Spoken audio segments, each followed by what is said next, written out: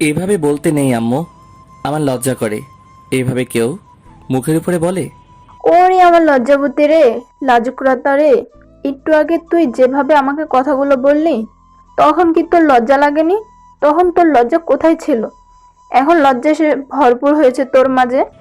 তা মেয়ের নাম কি? মেয়ের বাসা কোথায়? মেয়ের আব্বু কি করে? মেয়ে কি করে? মেয়ের আম্মু কি করে? তার 14 গোষ্ঠীর ডিটেলস দাও। আমি সেসব কিছু জানি না। এখন তুই যা, বুঝছিস? কোনো কথা হবে না। এখন বাইরে যা। আর মাথা খাবি না, আমার মাথা ব্যথা করতেছে। বাইরে যা। আম্মু যেহেতু রেগে গেছে, আর আমার এখানে এক মুহূর্ত থাকা যাবে না। তাহলে আবার কখন মত পাল্টে ফেলে তারা, ঠিক ঠিকানা নাই। তাই দৌড়ে আম্মুর রুম থেকে, বাসা থেকে বেরিয়ে পড়লাম। এখন যাই, দেখি কোথায় আড্ডা দেওয়া যায়। যেদিকে দু চোখ চাই সেদিকে চলে যাব। কি খুশি, বিয়ে হবে রে! ওরে, আমার বিয়ে হবে রে! আম্মু আর কখনো সাগরকে আমাদের বাসায় আসতে দেবে না। ও যদি এই বাসায় আসে তাহলে আমি নানুর বাসায় চলে যাব। এটা আবার কেমন কথা? তোদের মাঝে কি ঝগড়া হয়েছে? তুই হঠাৎ করে সাগরের উপরে তো রেগে যাচ্ছিস। ব্যাপারটা ঠিক বুঝলাম না। তোরা না একসাথে না থাকলে তোদের ভালো লাগে না। আর এখন তুই কি সব অযথা কথা বলতেছিস? আমি যা বলেছি একদম ঠিক বলেছি। আমি সাগরের মুখ দেখতে চাই না। আমি হয় নানুর বাসায় চলে যাব, না হয় আমার বিয়ে দিয়ে দাও। আমি আমার স্বামীর ঘরে চলে যাব, তাও তোমার এই বাসায় থাকবো না। তোদের মাঝে কি হয়েছে সেটা আমি জানি না, আর জিজ্ঞেস করলেও তুই বলবি না, সেটা আমি ভালো করেই জানি। কিন্তু হ্যাঁ, তোর নানির বাড়িতে যাওয়া হচ্ছে না আর, কারণ তোর বিয়ে সামনের সপ্তাহে। কি আমি বললাম আর তুমি সঙ্গে সঙ্গে আমার বিয়ে দিয়ে নিজেকে উদ্ধার করতে যাচ্ছ নাকি? বুঝি না। আমি না হয় রাগের মাথায় বললাম, সেজন্য কি তুমি আমার বিয়ের সামনের সপ্তাহে দেবা? আমি ছেলেপক্ষের সাথে কালকে কথা বলতে যাব। যদি তারা বেশি রকম আবদার না করে তাহলে সামনের সপ্তাহে বিয়ে দিয়ে দেব, এটাই ফাইনাল কথা। আম্মু তোমার মাথা ঠিক আছে? আমার বিয়ে দিয়ে দিবে এই বয়সে? আমার কি এখনো বিয়ের বয়স হয়েছে নাকি তুমি বলো? আমি এখন বিয়ে করব না। তাহলে তোকে এ বাসায় থাকতে হবে। আর সাগর ছোটবেলা থেকে এ বাসায় যাওয়া আসা করে। এখন যদি আমি তাকে বাধা দেই যে এই বাসায় আসা যাবে না, তাহলে তার আম্মু আর তার আব্বু, এমনকি সাগর কি ভাববে? আমি কি আপু আর দুলা ভাইয়ের কথা বলেছি নাকি? আমি শুধু সাগরের কথা বলেছি। সাগর এই বাসায় আসবে না, আমার এটাই শেষ কথা। সাগর কি এমন তোর পাকা ধান কেটে খাইলো রে যে এ বাসায় আসতে দিবি না? আগে এটা আমাকে বুঝিয়ে বলতো। আচ্ছা আম্মু, সাগরদের সাথে আমাদের সম্পর্কটা কি আসলে? সাগর কি সত্যি আমার ভাগ্নে, নাকি আমাদের কোনো রক্তের সম্পর্ক আছে, নাকি হুদাই প্রতিবেশী হিসেবে? না, আমাদের মাঝে কোনো রক্তের সম্পর্ক নেই বা নিকটস্থ কোনো আত্মীয়তার সম্পর্ক নেই। আমরা দুই ফ্যামিলি দুই অঞ্চল থেকে এখানে এসে বসতি করেছে। সাগরের আম্মুর বয়স আমার বয়স থেকে কিছুটা কম, 5-6 বছর এরকম হবে। আর তার জন্য সাগরের আম্মু আমাকে আন্টি বলে ডাকে। আমিও তাকে ভাস্তির মতো দেখে আসছি, এইটাই। ও আচ্ছা, তাহলে এই ব্যাপার। কিন্তু তাদের সাথে আমাদের এরকম ঘনিষ্ঠ সম্পর্ক হলো কি করে? কি আজব কথা বলতেছিস বলতো? তোর কি হয়েছে? আর তোদের মধ্যে কি কোনো সমস্যা? এত ন্যাকামি না করে আমাকে বলতে পারিস, বুঝেছিস? আমাদের মাঝে তেমন কিছু হয় নাই। এখন তুমি তোমার হাতের কাজ শেষ করো, আমি একটু ঘুম দিব। এখনও কি সাগরকে নিয়ে তোর কোনো কনফিউশন বা তোর কোনো প্রশ্ন আছে? বা সাগরের উপর এখনও কি তোর রাগ আছে? আমি ফালতু কথা বলতে চাচ্ছি না, এখন মুডটা নষ্ট করতে চাচ্ছি না। আমি ঘুম দিব, এখন ক্লান্ত লাগতেছে, ঘুমাবো আমি। তারপর আম্মুকে আর কোনো কথা বলতে না দিয়ে সোজা আমার রুমে চলে আসলাম। একটা কথা আমাকে ভাবাচ্ছে, সেটা হলো সাগর তো আমার নিজের কোনো সম্পর্কে ভাগিনা লাগে না, জাস্ট মুখে মুখে একটা সম্পর্ক। তার জন্য তাকে আমি ভাগিনা বলে সম্বোধন করি। কি করা উচিত এখন আমার? সে তো আমাকে ভালোবেসে পাগল হয়ে আছে। আমারও তার উপর একটু দুর্বলতা আছে। ছেলেটা দেখতে অনেক ভদ্র, নম্র ভদ্র।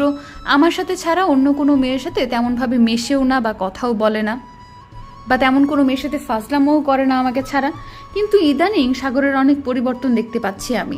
এটা কিভাবে সম্ভব? সে আমাকে অনেকবার প্রপোজ করেছিল, কিন্তু আমি সেটা মজার ছলে নিয়েছিলাম। কিন্তু এখন দেখছি সে সত্যি সত্যি আমাকে পছন্দ করে। এখন আমার কি করা উচিত?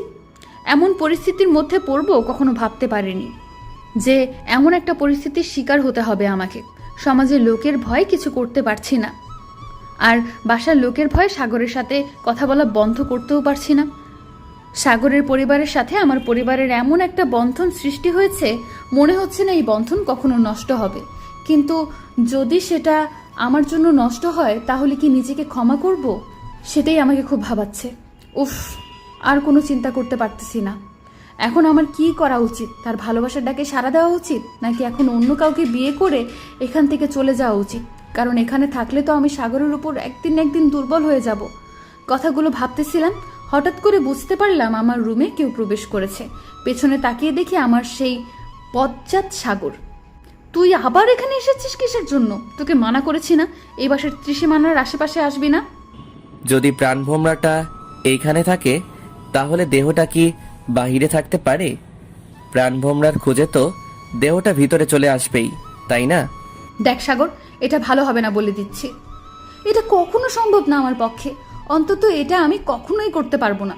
তাহলে আমি বাসার সবাইকে জানিয়ে দিচ্ছি যে আমি তোমাকে ভালোবাসি, তোমাকে ছাড়া থাকতে পারবো না, তোমাকে বিয়ে করতে চাই। যদি তাড়াতাড়ি আমাকে তোমার সাথে বিয়ে না দেয় তাহলে আমি বাসা থেকে বেরিয়ে যাব, আর কখনো বাসায় ফিরবো না। সাগর, তুই বুঝতেছিস না কিসের জন্য? কেন এরকম করতেছিস শুনি? তোর আর আমার জন্য যদি আমাদের ফ্যামিলির মধ্যে একটা দ্বন্দ্বের সৃষ্টি হয়, একটা দ্বন্দ্ব তৈরি হয়, তুই কি নিজেকে কখনো ক্ষমা করতে পারবি বল? আর সেই দণ্ডের একমাত্র কারণ থাকবে তুমি, কারণ তুমি তোমার মনটা আমাকে দিচ্ছ না, যার কারণে আমার মনে ব্যাকুলতার সৃষ্টি হয়েছে। কখন কোন দিকে চলে যাবে নিজেও জানি না।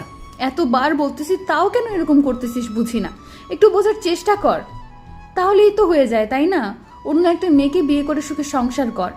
তোমাকে বলছি না আমার দ্বারা অন্য মেয়ের কথা চিন্তা করা কখনো সম্ভব হবে না। তারপরও এসব কথা কিসের জন্য বলো শুনি? তুই আমার দিকে এইভাবে এগিয়ে আসতেছিস কিসের জন্য? যেখানে দাঁড়িয়ে আছিস সেখানেই থাক। এবার কিন্তু আম্মু বাসায় আছে, চিল্লানি দিব বলে দিলাম। খবরদার বলছি এগিয়ে আসবি না আমার দিকে, আমি কিন্তু চিৎকার দিব। পিছিয়ে যা বলছি। কিন্তু কে শোনে কার কথা? তাও আমার দিকে এগিয়ে আসতেছে। সাগর আমার দিকে এগিয়ে আসতেছে আর আমি পিছিয়ে যাচ্ছি। কি হলো, কথা শুনছিস না কিসের জন্য? আবার আমার দিকে এগিয়ে আসতেছিস, বল কিসের জন্য? বলছি না এখান থেকে বেরিয়ে যা। আমার কথা মনে হয় সাগরের কান অবধি পৌঁছাচ্ছে না, যার ফলে সে আমার দিকে এগিয়ে আসতেই রইল। আমি সাগরের দিকে তাকিয়ে পেছনে যেতেই হঠাৎ করে দেয়ালের সাথে আমার পিঠটা আটকে গেল, আর আমি পেছনে যেতে পারছি না। সাগর আমার একদম কাছাকাছি এসে দাঁড়িয়ে পড়েছে। তোমাকে কতবার বলছি না তোমার আর আমার সম্পর্কের মাঝে অন্য কোনো ছেলে বা মেয়েকে টেনে আনবে না? আমার মুখ থেকে কোনো কথা বের হচ্ছে না। আমি মুখে এক হাত দিয়ে আছি, কারণ বলা তো যায় না সাগর বর্তমানে যেটা শুরু করে দিয়েছে, কখন আমার ঠোঁটের উপর অত্যাচার চালিয়ে দেয়। কি হলো, এইভাবে মুখে হাত দিয়ে আছো কিসের জন্য? উত্তর দাও, না হলে কিন্তু অবস্থা খারাপ করে ছেড়ে দেব। যেটা সত্যি সেটাই বলেছি আমি। তুই এখন আমার সামনে থেকে সরে যা। অনেক কষ্টে কথাটা মুখ থেকে বের করলাম। এখন আমি আন্টিকে সবকিছু বলে দিচ্ছি, কি বলিস? মানে কি বলে দিবি তুই আম্মুকে? এসব বিষয়ে কিছু বলবি না তুই। তুই তোর মতো থাক, আমি আমার মতো। আমি অন্য একটা ছেলেকে বিয়ে করে এখান থেকে চলে যাব। আচ্ছা, আমি এক্ষুনি তোকে কথাটা বললাম, তারপর কোন সাহসে তুই আবার সেই কথাটা বলতেছিস? তোকে শাস্তি না দিলে চলবে না। কথাটা বলে সাগর আমার দিকে আরো এগিয়ে আসলো এবং তার মুখ আমার মুখের সামনে সামনাসামনি নিয়ে আসলো। সাগর, তুই এটা কি করতেছিস? প্লিজ, আম্মু বাসায় আছে, যদি বুঝতে পারে তাহলে কেলেঙ্কারি হয়ে যাবে। তোর আর আমার জন্য ফ্যামিলির মধ্যে একটা দ্বন্দ্ব সৃষ্টি হবে। তাই তো তোকে বলতেছি, প্লিজ তুই আমার হয়ে যা, পরিবারকে রাজি করানোর দায়িত্ব আমার। এটা আমার পক্ষে কখনো সম্ভব না। তুই বুঝতেছিস না কিসের জন্য? আমার বুঝতে হবে না। আমি নিজেকে অনেক কন্ট্রোল করার চেষ্টা করেছি, কিন্তু নিজেকে কন্ট্রোল করতে পারি নাই। শেষ পর্যন্ত তোকে কয়েকবার বলেছি, কিন্তু তুই সেটা হেসে উড়িয়ে দিয়েছিস। সেজন্য এই ব্যবস্থা নিতে হয়েছে আমাকে। আমি অন্য একটা ছেলেকে বিয়ে করে এখান থেকে চলে যাব, তাও তোকে বিয়ে করব না। কথাটা বলতে দেরি হঠাৎ করে সাগর তার হাত দুটো আমার হাত দুটোতে দেয়ালের সাথে চেপে ধরলো, আর আমার মুখের ওপর তার মুখ এনে দাঁড়িয়ে আছে। আমি ভয়ে চোখ বন্ধ করে নিলাম। হঠাৎ করেই সাগর তার ঠোঁট দুটো আমার ঠোঁটের উপর বসিয়ে দিল। আমি তাকে এত বাধা দেওয়ার চেষ্টা করলাম, কিন্তু পারলাম না। আমি কি তার সাথে পারি নাকি? সে একটা ছেলে আর আমি একটা মেয়ে। ছটফট করতে লাগলাম, কিন্তু সাগরের সেদিকে কোনো খেয়াল নেই। সে তার ইচ্ছে মতো আমাকে কিস করতে লাগলো। হঠাৎ করে সে আমার ঠোঁট থেকে তার ঠোঁট সরিয়ে আমার গলায় তার ঠোঁট দুটো বসিয়ে দিল। এখন কেন যেন আমার সুরসুরি লাগছে আর বিরক্ত লাগতেছে সাগরের ব্যবহারটা। এমনিতেই আমার ঠোঁটের 12টা বাজিয়ে ছেড়েছে, এখন আমার গলায় কিস করতেছে। কেমনটা লাগে বলুন তো? এমনিতেই আমি তার সম্পর্কে খালা হই। যত যাই হোক, কেন খালাকে কেউ এভাবে ছি ভাবতেই লজ্জায় ঘৃণায় নিজেকে শেষ করে দিতেই ইচ্ছে করতেছে। যেভাবেই হোক সাগরকে বোঝাতে হবে, না হলে আমি এখান থেকে দূরে কোথাও হারিয়ে যাব, যেখানে আমাকে সাগর খুঁজে পাবে না। আমি হাত দিয়ে সাগরকে সরানোর এত চেষ্টা করতেছি, কিন্তু সরিয়ে দিতে পারতেছি না। একসময় নিরুপায় হয়ে তার অত্যাচার সহ্য করতে লাগলাম। কিছুক্ষণ পর পা দিয়ে সাগরের মেইন পয়েন্টে একটু আঘাত করলাম। সাগর এবার আমাকে ছেড়ে দিল, দিয়ে বসে পড়ল। আমি সজোরে সাগরকে কয়েকটা থাপ্পড় দিলাম। তোকে কতবার বলবো এটা ভালো না? তাহলে তুই কেন আমার সাথে এভাবে এরকম ব্যবহার করতেছিস বলতো? আমি তোমাকে ভালোবাসি, সত্যি অনেক ভালোবাসি। প্লিজ একবার আমাকে ভালোবেসে দেখো, আর কখনো ভালোবাসার অভাব তোমাকে বুঝতে দেব না। কিসের ভালোবাসা? তুই যে ব্যবহার করতেছিস আমার সাথে, মনে হচ্ছে তুই আমার দেহটা ভালোবাসিস, আমাকে না। এই মিতু নামের মেয়েটাকে তুই ভালোবাসিস না। যদি ভালোবাসতি তাহলে আমার দেহের উপর বারবার আক্রমণ করতিস না, বুঝেছিস? এটা তোমার একদম ভুল ধারণা, কারণ আমি কখনো তোমার দেহের প্রেমে পড়িনি। যদি দেহের প্রেমেই পড়তাম তাহলে তোমার সাথে জোর করে সেক্স করতাম, তারপর তোমাকে ছেড়ে দিতাম। এত অনুনয় বিনয় করতাম না, বুঝতে পেরেছো?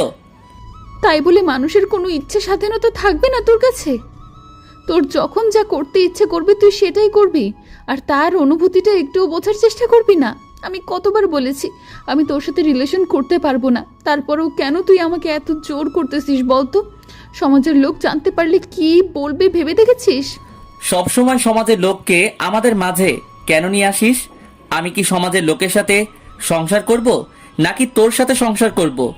তুই যদি ঠিক থাকিস, সমাজের লোক কি বলে সেটা আমার দেখার সময় নাই। আমি শুধু তোকে চাই। আমার পক্ষে এটা কখনো সম্ভব না। এটা জানার পরও তুই কেন আমার সঙ্গে এরকম ব্যবহার করতেছিস বুঝি না। আমি কিন্তু একটা বিষয় তোকে অনেক আগেই পরিষ্কার করে দিয়েছি, আমি তোকে ভালোবাসি। তারপরেও কেন তুই এরকম না বোঝার ভান করে থাকিস বলতো? আমাকে ভালোবাসতে সমস্যা কোথায়? পরিবারকে ম্যানেজ করার দায়িত্ব আমার। আমার অনেক সমস্যা আছে, আমি কোথাও যেতে পারবো না। লোক আমার দিকে আঙুল তুলে বলবে, দেখ মেয়েটা ভাগনাকে বিয়ে করেছে। কয়জন জানে আমাদের সম্পর্কটা খালা ভাগ্নের? আজ হয়তো জানে না, কিন্তু কালকে তো তারা জানবে, তাই না? কালকে না জানুক, একদিন না একদিন তাদের কানে পৌঁছাবে, তাই তো? আচ্ছা, এবার বুঝতে পারলাম আমাকে ভালোবাসতে তোর সমস্যা নাই, কিন্তু সমাজের লোক কি বলবে সেটা ভেবে তোর সমস্যা হচ্ছে, তাই তো? এক কথায় আমি তোকে বিয়ে করতে পারবো না, বা তোকে ভালোবাসতেই পারবো না, আমার পক্ষে সম্ভব না। একদিন দেখবি সাগর পৃথিবী ছেড়ে চলে গেছে, আমাকে ভালোবেসে হাজার খুঁজলেও পাবি না, মনে রাখিস। কথাটা বলে আমি মিতুকে আর কোনো কথা বলতে না দিয়ে রুম থেকে বেরিয়ে আসলাম। আন্টি আমাকে পিছন থেকে কয়েকবার ডাক দিল, কিন্তু আমি তার ডাকে সাড়া না দিয়ে বাসা থেকে সোজা বেরিয়ে আমার বাসায় না গিয়ে সোজা একটা নিরিবিলি জায়গায় গিয়ে বসে পড়লাম। এটি কি হলো? সাগর আমার উপরে রাগ করে চলে গেল। সে তো আমার উপর রাগ করে না, কিন্তু আজকে প্রথম দেখলাম আমার উপর রাগ করেছে। সাগরের বলা কথাটা আমার কানে এখনো প্রতিধ্বনি হয়ে বাজতেছে। সাগর শেষ কথাটা বলেছিল যখন সে পৃথিবীতে থাকবে না আমি নাকি তার ভালোবাসায় অন্ধ হয়ে যাব। কিন্তু সেটা কি করে সম্ভব? সাগরের জন্য তো আমার মনে কোনো দুর্বলতা সৃষ্টি হয়নি। তাহলে সাগর আবার নিজের ক্ষতি করে বসবে না তো?